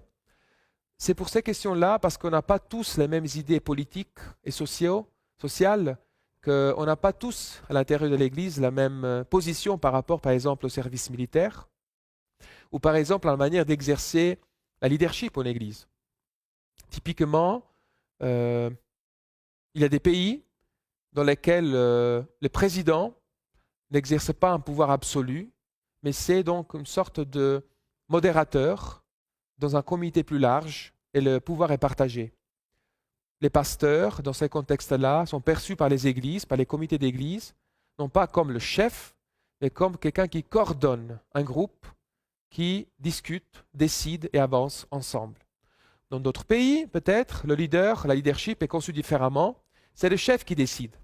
Eh bien, dans ces pays-là, le pasteur ou le président d'union est considéré comme celui qui doit avoir le dernier mot, qui doit trancher, qui doit donner la ligne et qui doit, même si le comité ou ceux qui l'entourent ne vont pas dans le même sens, c'est lui qui aura le dernier mot et les autres doivent donc s'aligner avec sa décision. Donc là aussi, il n'y a pas un modèle biblique, parce que dans la Bible, il y a plein de modèles bibliques, modèles politiques, de gestion de l'État et de la communauté. Ce sera donc à nous aussi, selon notre sensibilité, de pouvoir filtrer et de reconnaître que l'on opère un filtrage de par nos convictions, par nos présuppositions, et donc on va chercher dans la Bible, finalement, parfois, ce que nous croyons déjà. Donc il sera important de garder cette ouverture d'esprit, de reconnaître ce qui nous habite déjà, de confesser quelles sont déjà nos positions, pour pouvoir ensuite en discuter et reconnaître que chez l'autre, il pourrait se passer des choses différentes dans sa tête, et donc que je suis prêt à reconnaître aussi la légitimité de notre lecture, dans la mesure où il est légitime que l'autre approche l'écriture d'une manière différente. Un dernier élément, donc outre le sexe, l'ethnicité, la condition physique, l'âge et le statut sociopolitique ou la filiation politique. Le dernier élément que j'aimerais soumettre à votre attention, à votre analyse, à votre réflexion pour que l'on puisse faire un peu de l'auto-exploration pour savoir ce qui nous habite, c'est quelles sont mes traditions personnelles au niveau théologique et spirituel. On rentre ici dans le domaine proprement théologique, et c'est là aussi que je pourrais comprendre pourquoi je comprends certaines choses de la manière dont je les comprends. Comment je comprends ce que je comprends. Alors, tout d'abord, on est tous d'accord avec cette affirmation que la Bible est la parole de Dieu. Mais qu'est-ce que cela signifie? Déjà pour moi, comment je le conçois, cette Bible en tant que parole de Dieu, comment un frère de la même communauté comprend cette parole-là, et puis quand je rentre dans un dialogue interconfessionnel, qu'est-ce que les autres pensent de la Bible en tant que parole de Dieu? Je vais juste lire 3 extraits de documents officiels qui émanent de dénominations différentes. Le De Verbum qui a été élaboré lors du Concile Vatican II, donc c'est un texte catholique, qui dit que la Bible est la parole de Dieu. Mais de quelle manière? La sainte tradition et la sainte écriture constituent un unique dépôt sacré de la parole de Dieu confiée à l'Église. Donc dans une perspective catholique, il y a une seule parole de Dieu qui est composée par 2 volets. La sainte écriture, mais aussi la sainte tradition. Les deux sont 2 volets de la parole de Dieu. Donc oui, la Bible est la parole de Dieu, mais elle n'est pas la seule parole de Dieu parce qu'elle doit être accompagnée par la sainte tradition. Qui plus est, la charge d'interpréter de façon authentique la parole de Dieu, écrite ou transmise, a été confiée au seul magistère vivant de l'Église, dont l'autorité s'exerce au nom de Jésus-Christ. C'est-à-dire ce dépôt qui est la parole de Dieu constituée par la tradition et la Bible peuvent être interprétés que par le magistère. C'est-à-dire s'il y a un groupe de personnes, qu'on appelle le magistère, qui décide ce qui doit être cru. En d'autres termes, il n'y a pas de paroissiens qui sont convoqués en assemblée générale pour voter sur les dogmes. Ce n'est pas le système de fonctionnement, ce n'est pas le fonctionnement donc de la tradition catholique. Il y a un magistère qui élabore, interprète et détermine qu'est-ce qu'il faut croire.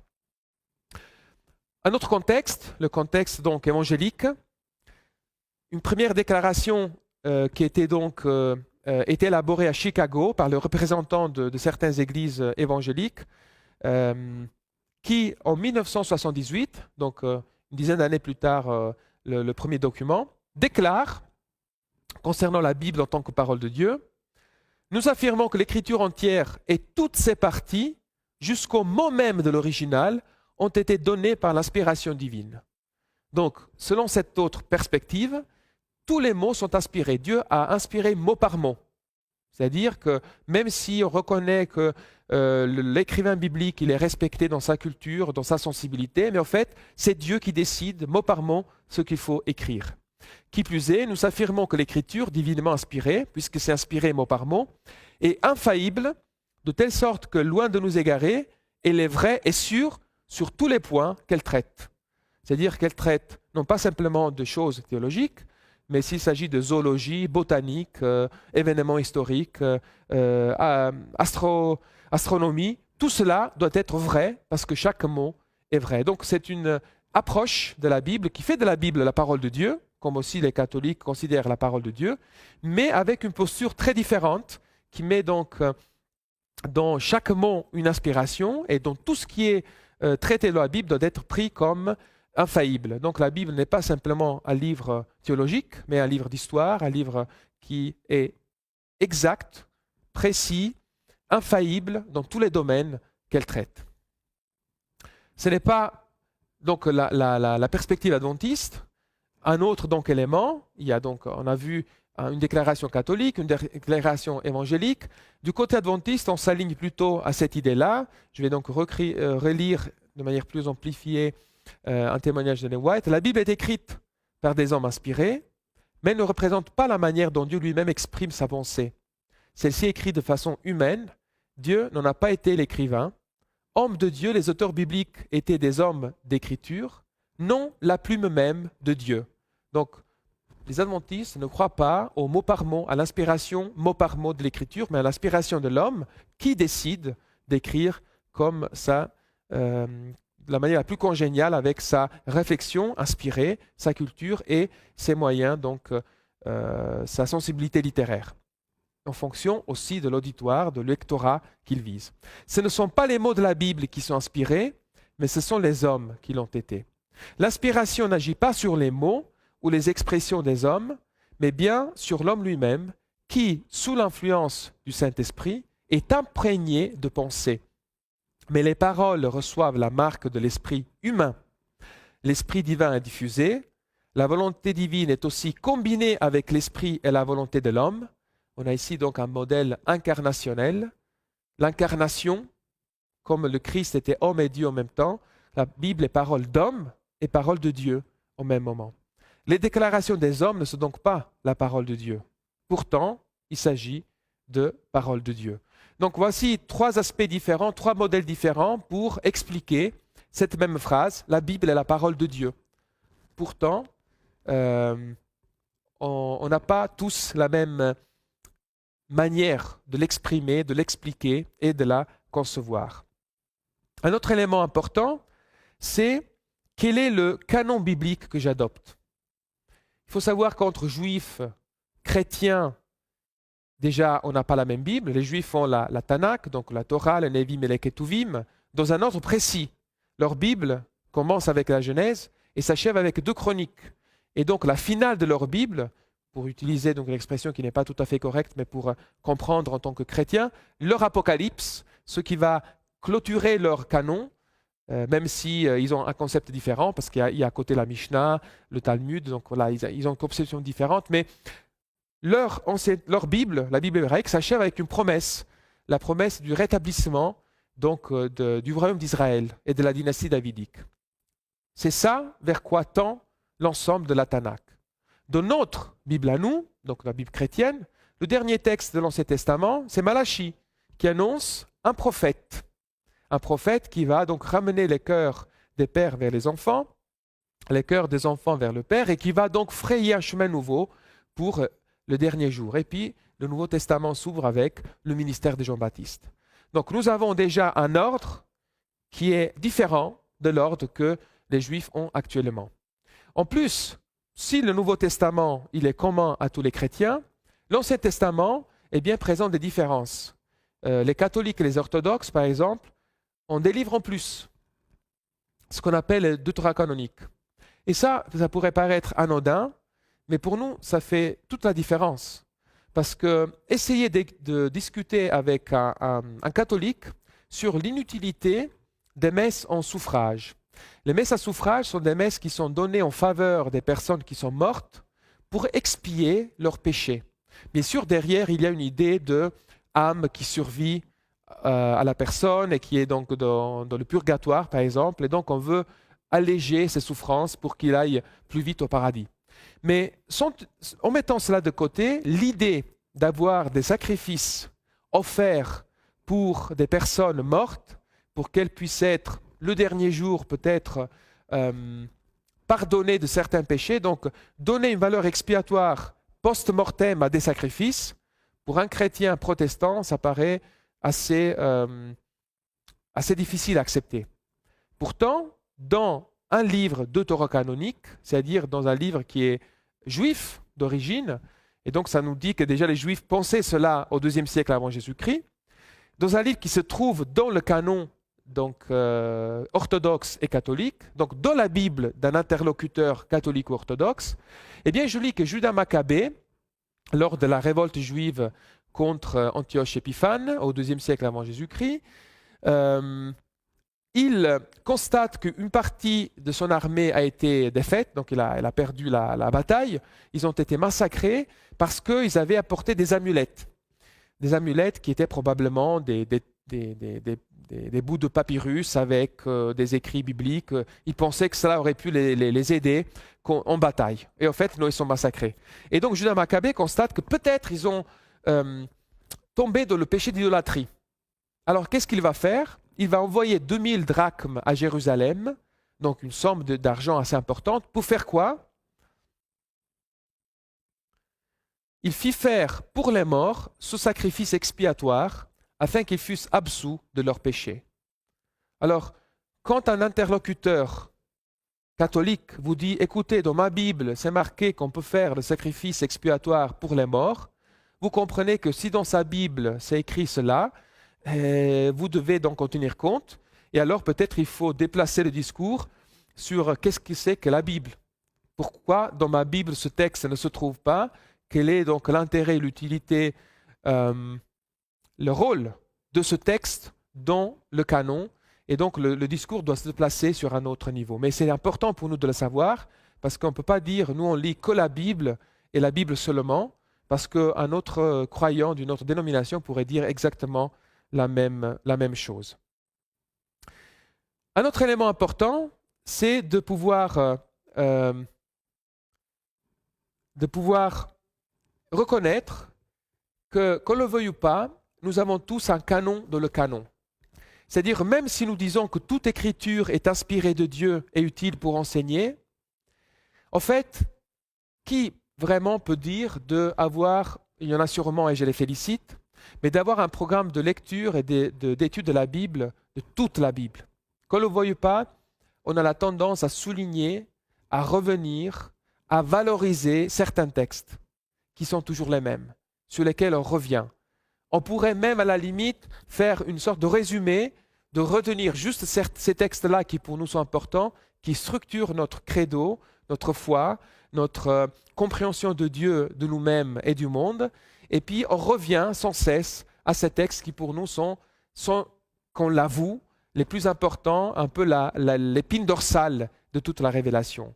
Alors il faut en prendre conscience et aussi se dire que peut-être mon canon dans le canon n'est pas forcément le vôtre. Et que même à l'intérieur de la même communauté, on ne va pas tous valoriser les mêmes textes de la même manière. Donc plutôt que d'établir un canon dans le canon, essayons d'être plus ouverts, d'explorer des pages de la Bible qui sont peut-être moins connues, dans lesquelles on est peut-être moins à l'aise, mais de pouvoir faire cet effort pour honorer ce que nous disons, ce que nous lisons et affirmons que toute l'Écriture est inspirée de Dieu. Sans oublier que quand l'Épître à Timothée a été écrite, quand on parle de toute Écriture, bien sûr, il y a tout d'abord une référence à la Bible hébraïque et que c'est ensuite, par extension, qu'on intègre aussi le Nouveau Testament dans le champ qui est couvert par ce texte biblique. Un autre élément, et on s'approche petit à petit de la fin, est celui de d'accord, je vais lire toute la Bible, mais il est tout aussi vrai qu'en lisant toute la Bible, il faut que je structure tout ce que la Bible dit sur plein de sujets d'une manière un peu hiérarchique. Quand je veux savoir ce que la Bible dit sur un thème, je vais prendre tous les textes bibliques sur ce thème. Très bien. Mais est-ce qu'il faut que je les lise comme si tous les textes avaient la même portée? Ils sont tous inspirés, mais est-ce qu'ils ont tous la même portée? En fait, en tant que chrétien, on ne peut pas accepter cette manière d'agir. Le Nouveau Testament est clair. Personne n'a jamais vu Dieu, celui qui l'a annoncé, c'est le Dieu Fils unique qui est sur le sein du Père. Ça veut dire que même si dans l'Ancien Testament, on nous dit que Moïse a parlé face à face avec Dieu, qu'Abraham a vu Dieu, que Jacob a vu Dieu, que d'autres personnes ont dit « nous allons mourir parce qu'on a vu Dieu », eh bien, le Nouveau Testament nous dit qu'en réalité, personne n'a vu Dieu comme l'a vu le Fils unique. Les autres ont vu quelque chose, mais ce n'est pas le reflet par rapport à ce que Jésus, Christ, le Fils qui est sous le sein du Père, nous révèle. Dans la même veine, l'Épître aux Hébreux, après avoir autrefois bien de reprises et bien de manières parlé au Père par les prophètes, Dieu nous a parlé en ces jours qui sont les derniers par un Fils qu'il a constitué héritier de tout et par qui il a fait les mondes. Ce Fils qui est le rayonnement de sa gloire et l'expression de sa réalité même. Donc ça veut dire, en gros, que quand je prends tous les textes bibliques qui parlent d'un sujet, il faut que tous les textes soient soumis, soient organisés de manière hiérarchique, donc soient subordonnés à la révélation du Christ.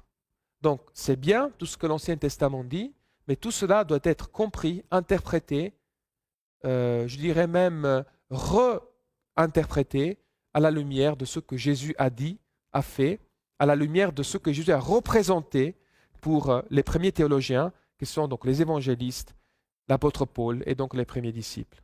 Cela veut dire que si j'étudie une question qui est donc importante, la relation homme-femme, la relation entre les différentes ethnies, etc., je dois soumettre tout cela à ce que le Christ a signifié. Si donc Paul me dit qu'en Christ, il n'y a ni juif ni grec, il n'y a ni esclave ni homme libre, il n'y a ni homme ni femme, car nous sommes un en Christ, comment encore aujourd'hui pouvoir accepter de me laisser entraîner dans des interprétations ou dans des idées qui se trouvent dans le texte biblique, mais qui sont clairement, disons, je dirais, formulées dans des contextes patriarcals. Il faut à un certain moment que je puisse donner toute sa place à l'importance que le Christ donc révèle, représente dans l'Écriture, que je puisse assujettir toute la révélation à celle qui a été manifestée en Jésus-Christ, le seul qui a vu Dieu et le seul qui donc a cette autorité de révéler l'essence même de Dieu. Je vois que l'heure avance, donc je ne vais pas prendre beaucoup plus de temps. Je vais quand même poser une dernière question pour explorer un peu quels sont les présupposés qui nous habitent du point de vue théologique. Quel est l'objectif que je me propose, auquel j'aspire, lorsque je médite, j'explique, je m'approprie du texte biblique? Alors, il est évident que si je suis attaché à la parole et que je la partage, c'est parce que j'ai trouvé des réponses. Dieu avec moi, Dieu pour moi. Est-ce qu'il est légitime que les autres y trouvent les mêmes réponses de la même manière? Si je pense cela, et si je estime que les autres doivent forcément trouver les mêmes réponses, même s'ils ne se posent pas les mêmes questions, c'est que je suis en train de développer une attitude sectaire. Je veux que les autres se conforment absolument à ma manière de voir les choses, que les autres aient les mêmes besoins que moi et que les autres puissent trouver les mêmes réponses que moi. Donc, quel est l'objectif que je me propose quand je partage, quand je lis la Bible avec quelqu'un? Est-ce que c'est d'imposer un point de vue ou de permettre que quelque chose émerge de l'Écriture et rencontre cette personne dans sa situation particulière? Sur un autre plan, je dois aussi me poser la question, est-ce que je ne suis pas aussi en train d'assouvir mon besoin de m'affirmer, de me sentir valorisé? Il est tout à fait possible d'assumer une posture d'évangéliste, de quelqu'un qui étudie et explique la Bible, tout simplement parce que j'ai besoin de me sentir valorisé dans cette tâche. Mais interpréter et partager ma compréhension de la Bible ne doit pas être mis au service de ma frustration éventuelle ou de mon besoin de reconnaissance. On n'interprète jamais contre quelqu'un, on n'interprète jamais pour retirer une quelconque satisfaction, on n'interprète jamais pour convaincre quelqu'un, mais si je dois interpréter la Bible, je le fais parce que je veux remettre comme centre de gravité Dieu tel qu'il est révélé en Jésus, et à cela je vais tout soumettre, et aussi parce que je veux, voici quelques buts, comprendre, guérir, transformer, libérer, former, mettre en relation les hommes entre eux, Dieu et les hommes, créer une tension vers l'éternité. Je vais donc rapidement parler de la dernière question. Qu'est-ce que signifie croire au sein de l'Église adventiste? Eh bien, en résumant, cela signifie ceci. L'Église adventiste a des croyances fondamentales, uniques pour certaines. Et ça, c'est bien. Mais il faut que l'Église soit consciente du fait qu'il s'agit de notre compréhension actuelle et que nous sommes prêts à pouvoir avancer, affiner nos croyances, à pouvoir aller plus loin dans notre compréhension de ce qu'on appelle la vérité présente. Ce concept, qui peut-être est difficile à l'intégrer au niveau donc, des églises locaux, parce qu'on a l'impression qu'on a vraiment besoin de rester toujours attaché à notre tradition et de pouvoir faire en sorte que rien ne change, parce que changer serait trahir. Mais en fait, changer pourrait être aussi améliorer ce que l'on croit déjà. Ce concept est très bien exprimé dans le préambule qu'on trouve dans les croyances fondamentales adventistes. Et je vais lire avec vous le texte, un morceau tiré de ce préambule. Avant de considérer ce que l'Église adventiste croit aujourd'hui, le préambule dit « Les adventistes du 7e jour reconnaissent la Bible comme leur seul credo et professent un certain nombre de croyances fondamentales procédant des Saintes Écritures. Ces croyances, énoncées ci-après, exposent, attention, la manière dont l'Église conçoit et exprime l'enseignement biblique. On n'a pas la prétention de dire ça, c'est ce que Dieu dit.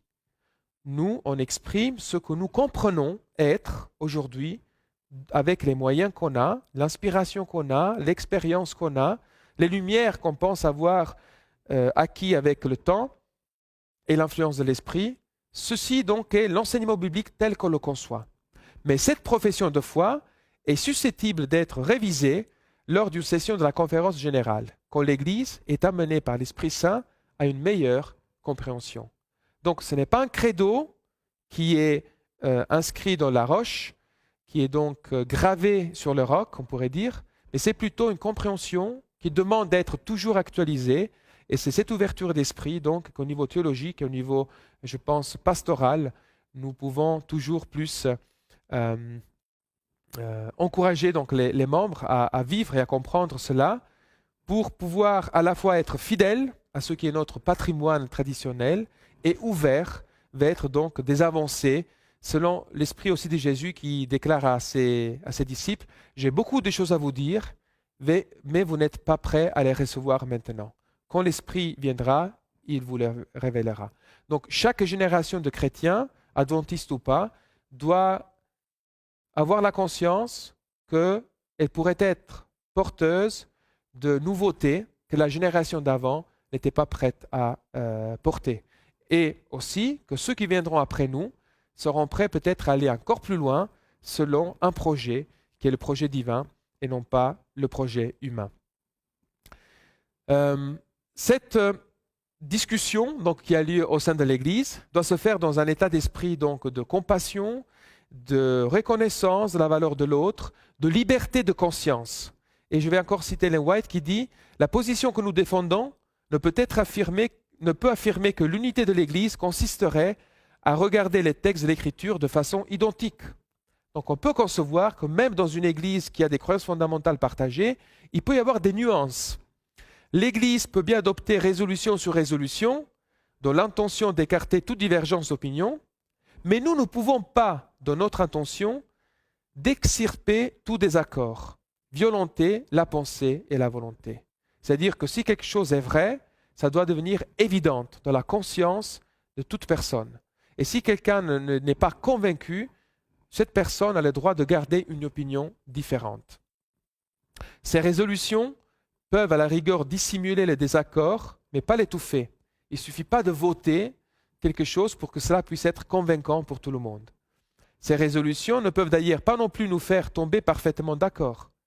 Il n'y a qu'une seule chose qui puisse faire grandir l'unité de l'Église, rechercher l'esprit d'indulgence que possédait le Christ. C'est-à-dire reconnaître qu'il y a des divergences d'opinion, qui sont tout à fait légitimes, et que si quelque chose est vrai, il doit gagner les consciences des personnes en toute liberté. Je vais donc terminer avec cette réflexion qui vient donc de l'apôtre Paul. Le même apôtre qui dans l'épître aux Romains dit « Soyez bien d'accord » et celui qui dit « Reconnaissez que cet accord se construit dans la tolérance des opinions d'autrui. » La tolérance s'exerce dans la reconnaissance objective qu'une autre personne qui pourrait avoir une opinion différente, elle est aussi au service du Christ, si tel est ce que sa vie manifeste. Si cette personne glorifie Dieu par sa vie, eh bien sa différence et divergence d'opinion ne vont pas forcément la disqualifier. Chacun est responsable devant Dieu de sa propre foi et de ses propres opinions et convictions. Mais chacun de nous est également responsable de la poursuite de ce qui contribue à la paix, de ce qui est constructif pour autrui, aussi bien dans l'Église que dans la société. Donc, interpréter la Bible signifie comprendre ce que l'auteur a voulu dire à son lectorat, essayer de comprendre comment je me l'approprie aujourd'hui en connaissant aussi ce qui m'habite et quels sont mes présupposés, être prêt à me remettre en question, avoir une lecture collective en essayant de voir ce qui fait l'unanimité ou ce qui gagne la conscience du plus grand nombre. Là, on peut dire qu'on a mis la main sur quelque chose qui est vrai pour moi, ici et maintenant. Tout en sachant que peut-être dans quelques années, on peut évoluer dans notre mentalité et que le Seigneur va nous révéler des choses qui sont encore plus précises, plus proches de sa volonté, que nous puissions donc être à la fois fidèles à l'enseignement que nous avons reçu et compris, auquel nous avons adhéré librement en toute conscience, mais aussi ouverts à pouvoir aller de l'avant et à être donc sensibles aux poussées que l'Esprit a préparées pour nous pour l'avenir.